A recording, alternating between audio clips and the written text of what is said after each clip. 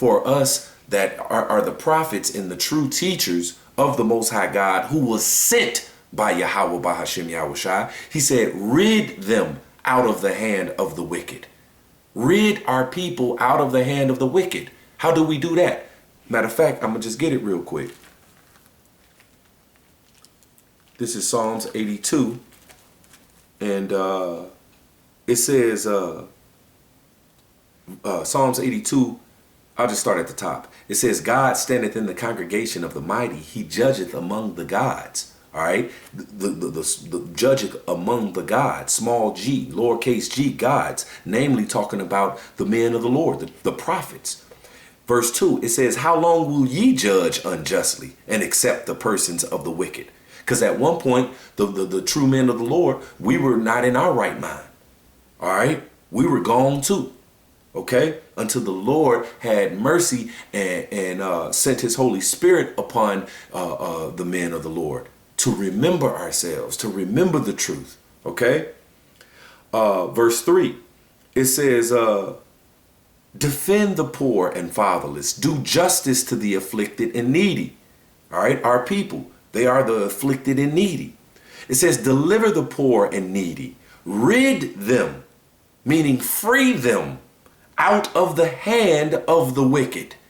Okay? Because we were all in the hand of the wicked because we gave them credence, because they spake peaceable words. They said that they freed us. They emancipated us. All right? But no. Emancipate, that if you look up the word emancipate, that emancipate basically means to transfer, all right, you from one owner to another. All right? And that was exactly what happened. All right, we got our people were transferred from the, just the independent owners of those plantations to the government now. All right, and instead of the shackles and the yokes of iron and the chains and all that, now they got you by the pen. All right, and all these contracts, okay, like, a birth certificate and, all so on and so forth, Social Security and all this, okay. This is how they getting us now, okay. But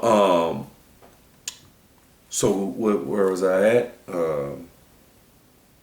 Right. So back in that Baruch, chapter 2 and 13, it says, let thy wrath turn from us, for we are but a few left among the heathen, where thou hast scattered us. Hear our prayers, O Lord, and our petition, and deliver us for thy own sake, and give us favor in the sight of them which have led us away. All right? Give us favor, and the Lord is about to give us favor in the sight of these heathens that's been lying to us, that's been deceiving us. And we've been giving credence to them and what they say is morality. All right? That's going to get you messed up by the time the Lord come back. If you believe in their morality, all right, then you're going to have to deal with their judgment, which is that fire, weeping and gnashing of teeth, dwelling in torments. Okay? And that's why our people are gone, man. Because here it is, for so long, this is what they've taught us. All right? And this is all we know. And it seemed like it had a few good tenets. All right? But ultimately, their ways was about right now, the pride of life. Live your best life now. Do as thou wilt. Do whatever you want to do, as long as you're a good person. All right? But what's a good person? All right? Good according to who? Okay? Because if you good according to the heathen, then you're not good according to the Most High God. Because the Most High God is sending his son to come put a judgment on this place. That's why in this second Esdras, chapter 15, it says, behold, 15 and 5, it says, behold, saith the Lord, I will bring plagues upon the world. Excuse me.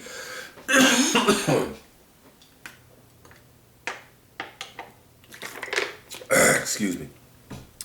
I will bring plagues upon the world. The sword, famine, death, and destruction. The Lord said that. That's what he's coming with. He's not coming back with lollipops, ice cream, sundaes, and cotton candy.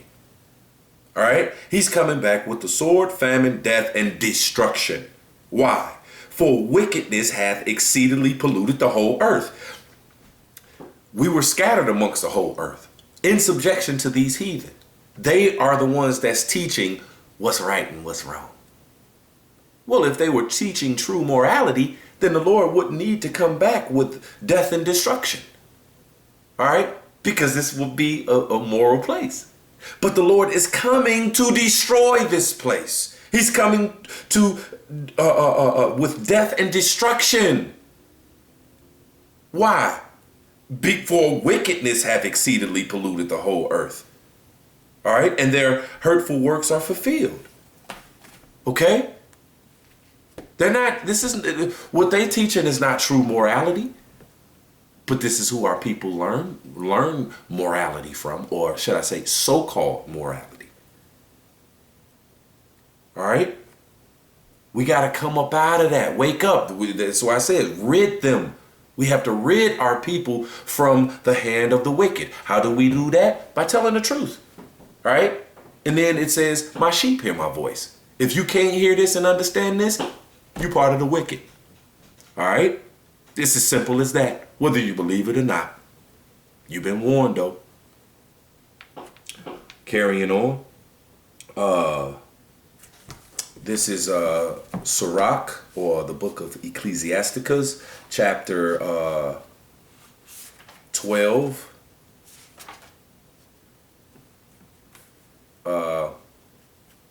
And 10.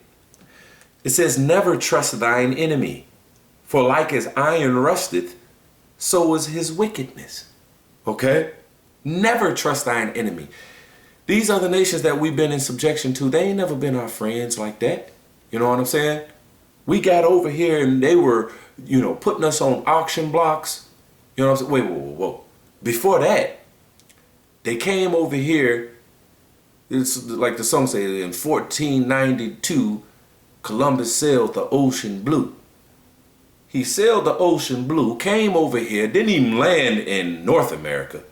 He landed on the island Hispaniola, which is now like the Dominican, all right, Republic in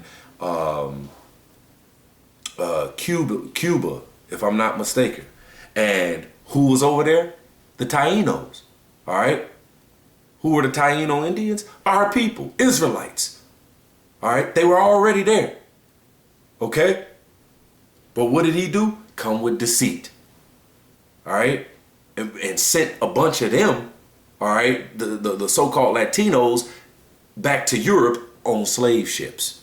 They were the first ones on it, on them slave ships. All right? Then they came into North America. Who was there? Some more Israelites. The tribe of Gad, the tribe of Reuben. All right? Which now they gonna call Seminole Indians or Native American Indians. All right, stole their land. All right, then brought us, who were, a lot of us, because during the time of 70 A.D. when the temple was sacked, all right, by those Romans, what the scriptures say, we went into the wilderness, talking about Africa. All right, that's where we ran to. All right, to some dark-skinned people that kind of, looked like us just a tad, just because of the skin complexion. All right? And we had been over there for a long while, until the time of around the, 1500s, 1600s, 1600s, 1700s, and brought a bunch of the Southern Kingdom, all right, over to the Americas. Put us on auction blocks, okay? Had us build up this place, separated us from our people, all right, taught us English, took the Bible and misinterpreted it. All right. We got over here. We were speaking Hebrew. That's why you have Negro spirituals such as Kumbaya, my Lord, Kumbaya. All right. That's Hebrew. Kwam, rise, Ba, come. Yah, who is Yah? Yahweh, my Lord, come, save me. All right. Swing low, sweet chariot. Come forth and take me home. All right.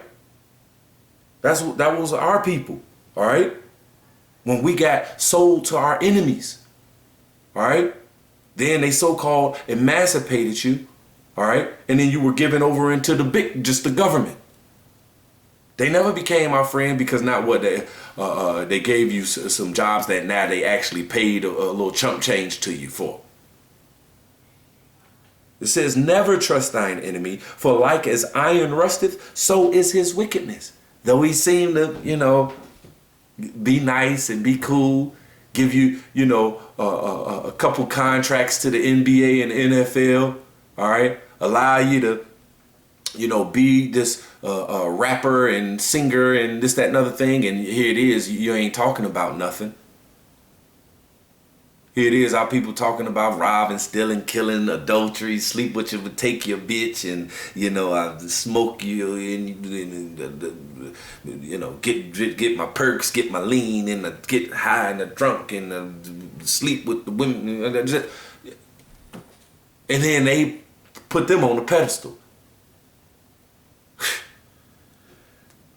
It says, verse 11, though he humble himself, all right, this devil humble himself and go crouching, yet take good heed and beware of him. And thou shalt be unto him as if thou hast wiped the looking glass, and thou shalt know that his rust had not been altogether wiped away.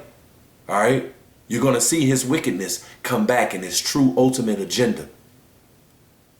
All right. I'm gonna jump down to verse 16. It says, an enemy speaketh sweetly with his lips. All right. The enemy ain't gonna sit up here and just, especially if he want to rule without you. Like back in the day, when we were in hardcore bondage, you had uprisings, you had people, the slaves run away. You had Nat Turner who, turn and, start killing them, So instead of, just your horns out, no, they put the horns up. I'm just like, oh no, we're the good guys. We're nice. Here, we're going to let you out of this slavery and out of these chains, and we're going to, So they speak sweetly with their lips, but in his heart, in his mind, he imagineth how to throw thee into a pit. All right? All these things. That's why it says a gift destroyeth the heart. All right? A gift destroy your mind because now you think they cool. All right? But their ultimate agenda is to do something wicked. All right? They want to break up the unit of a mom and dad, children. Okay? They want to break that up, and now they're going to take the man out the house, okay, and say, no, y'all could be independent. You independent, but they're giving you Section 8, they're giving you EBT, subsidized housing, WIC, this, that, and the other thing to make you think you're independent. So actually you can be dependent on them, which then destroys your mind, which then destroys true values and morality. This is what they own. But our people got blinded by that gift, so-called gift. Okay? That's why I say, an enemy speaketh sweetly with his lips, but in his heart he imagined how to throw thee into a pit. He will weep with his eyes, but if he find opportunity, he will not be satisfied with blood. If adversity come upon thee, thou shalt find him there first. And though he pretend to help thee, yet shall he undermine thee. All right? And this is what this devil does. All right? It says, if he doeth something good, he doeth it unwillingly. All right, because the good that he's actually doing is ultimately for an ultimate agenda to do something bad. Carrying on.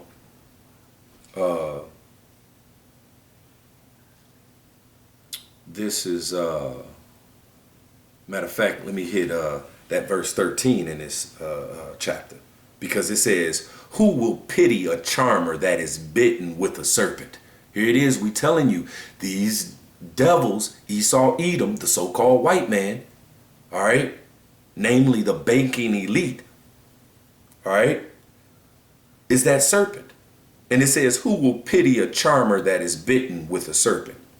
It says, or any such as come nigh wild beasts. So one that goeth to a sinner and is defiled with him in his sins, who will pity? All right, here it is. We letting our people know.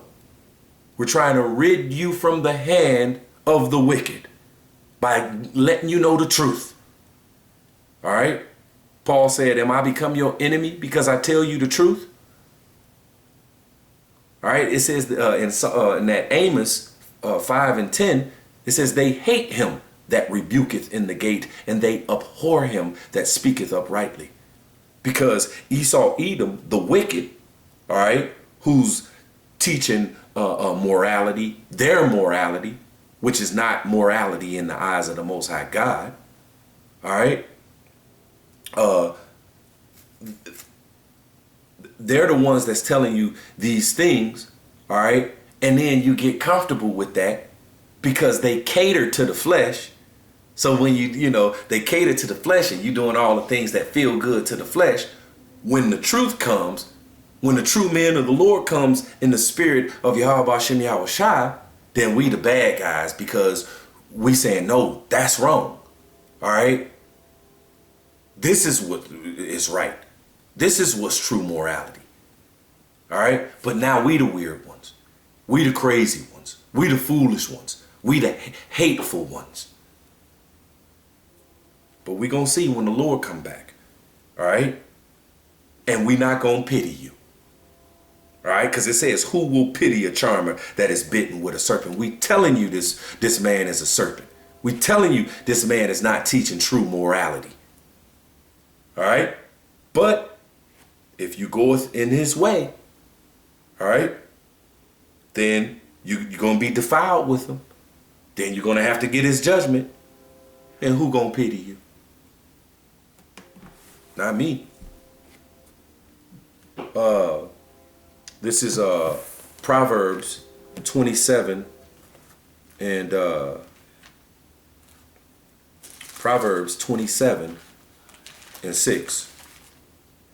It says, faithful are the wounds of a friend, but the kisses of an enemy are deceitful. All right? That's what they do. They'll kiss you. Oh, love, love. They'll give you stuff and things. All right? But it's all deceit for an ultimate agenda. But it says, faithful are the wounds of a friend. All right? Yeah, you may get hurt. Your feelings hurt. You may have to make some sacrifices. You may, got rebuked or yelled at or cussed out or whatever the case may be. But it was ultimately so you don't have to deal with the wrath of Yahweh Shem Yahweh Shai when he comes. All right? You ain't going to have to deal with that. Okay? So faithful are the wounds of a friend. If I was walking and I was about to, I'm on my way in this path, and in this path, I was just about to fall into a ditch with, poisonous snakes that was going to bite me, and a painful death. But right before I was about to fall in that ditch, somebody came and knocked me real hard from walking to that ditch, and it hurt when they knocked me down. I'm like, hey, that hurt, you know what I'm saying? But then I realized, like, wait a minute. Oh, he did that, so I wouldn't deal with that. So I can get over this wound, all right? But I wouldn't have got over that death right there. I'd have been dead. All right. But he came and gave me a little bit of hurt because he actually loved me and he was just telling me the truth. All right. See, but the kisses of an enemy, all right, are deceitful. So they're going to come smooth. Okay. They're going to come. Matter of fact, I ain't even, yeah, let me get that. This is how they come. This is how the wicked is going to come. This is how these other nations are going to come. They're not down for our cause. All right, this is Psalms 55 and 20. It says, he hath put forth his hands against such as be at peace with him. All right, just like, you know, I was talking about earlier when Columbus and his devil friends, you know, came over to the what is now called the Americas. All right, Central America. They the Israelites that was here, all right, the Northern Kingdom, they were at peace with them. It says, he hath broken his covenant. All right. So all the covenants and the treaties that this devil made, he broke every single one of them. All right. But here it is, the Israelites that was over here, man, they welcomed them. They was teaching them how to, you know, live on the land and, you know, cleanliness and this, that, and the other thing. All right. But what they do to them? Lied to them, deceived them, smallpox, you know, all trail of tears, all manner of things, man. All right. Verse 21, it says, the words of his mouth were smoother than butter, but war was in his heart. His words were softer than oil, yet were they drawn swords. So they're going to tell you things like, oh yes, this is true. This is moral. This is right. This is wrong. All right. And it's going to be smoother than butter to where you, man, like, man, this is a good guy. Man. He gave me a sandwich, but it was a ham sandwich that can ultimately get you killed. And before he kill you, give you all type of high blood pressure and gout and this disease and that disease. And this is what they do. We're trying to rid our people from the hand of the wicked with the understanding that only 1/3 of our people are going to adhere and give heed to the truth and true morality. Everybody else, 2/3 of our people, forget about them unto the kingdom. This is Isaiah chapter 30. Isaiah chapter 30 and 12. All right, because it's written that there is a 2/3 of our people who, when the Lord comes back, those Israelites who are considered the 2/3, they're like heathen right now. All right. And the Lord is not coming back to save any heathen. All right. He's coming back to save the elect of Israel, the Israel of God. All right. As it is written. This is Isaiah 30 and 12. It says, wherefore thus saith the Holy One of Israel, because ye despise this word and trust in oppression and perverseness and stay thereon, therefore this iniquity shall be unto you as a breach ready to fall, swelling out in a high wall, whose breaking cometh suddenly and at an instant. All right. And that is how the Lord is coming. Boom. It's going to be a done deal. Okay. It says, wherefore saith the Holy One of Israel, because you despise this word, which this word, when it's broken down directly and correctly, all right, through the spirit and power of Yahweh Shem Yahushua, this is true morality. All right. But if you despise true morality and you trust in your oppressors that's teaching you so-called morality, all right, and perverseness, and stay thereon, because like I said, at one point, all of us had trusted in what our oppressors told us, because that's all we knew. All right. But when the Lord rested his Holy Spirit, all right, on the men of the Lord, especially when you talk about it, really started to come out during like the 70s, all right, with our elder Abba Bivens, all right. Then the floodgates of truth just for 80s, 90s, just 2000s and 2000, like, man, it just started coming, you know what I'm saying, through the Spirit and power Yahweh Shem Yahweh Shai, all right? And the 1/3 is gonna not stay there on of the oppressor's fake morality, all right? We're gonna come to the truth and true morality, okay? It says our people trust in oppression. You trust in this devil. Look at his track record. Look at the background. All right, but now because he's speaking smooth words and you know, give you the EBTs and the subsidized housing and allow some of our people to, you know, have a few dollars and they think they rich because they got a few million, even if you got a couple billion. All right. They allowed a couple of our people like the Michael Jordans and the Dr. Dre's and the Oprah Winfrey's, you know, to get a couple billion. And now you think that's something. And our people strive for that. But, man, what you're going to have to pay for that? Weeping and gnashing of teeth. This is Psalms 107. Psalms 107. And 11. It says, because they rebelled against the words of the Most High and condemned the counsel of the Most High. And that's what our people do. All right. They contemned, meaning despised, the counsel, true morality of the Most High God.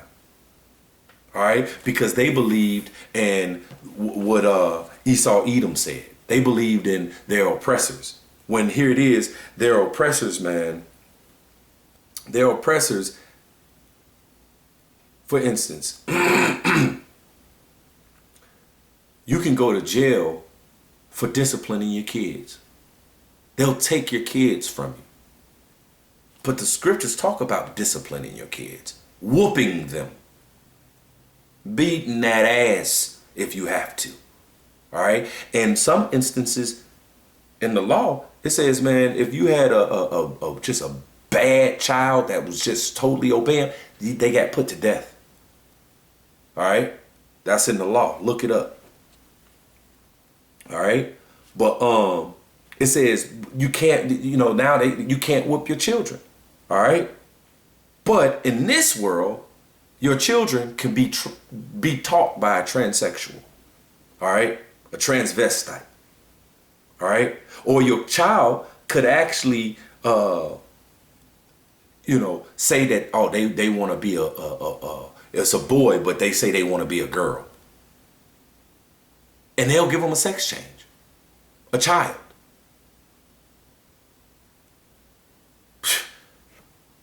Here it is. They say that, you know, something all natural cures. Oh, that's wrong. Like even like Dr. Sebi. All right. Who I believe they ultimately killed that man. You know what I'm saying? All right. And all the stuff that, you know, the all natural stuff that people have, you got to put on there, not FDA approved. All right. But they can put all type of medicines, which is witchcraft. All right. In this pharmacy, it goes back to the word pharmakia, which means witchcraft. And that's what these so-called drugs that they have in these pharmacies. They don't cure nothing. All right. What those drugs do, it'll attack the symptoms. All right. But the actual root of the problem is still there. All right. These vaccines is known to jack people up. All right. But here it is. That's cool. All right. Here it is. They say, oh, it's wrong if a man has more than one woman, when that's fine according to the scriptures. But two men could be together, and it's all good. All right. They gave Bone Thugs and Harmony, all right, a key to the city of Cleveland. All right, they got a Thugs and Harmony day in Cleveland. Now, when I was a shorty, that was one of my favorite groups.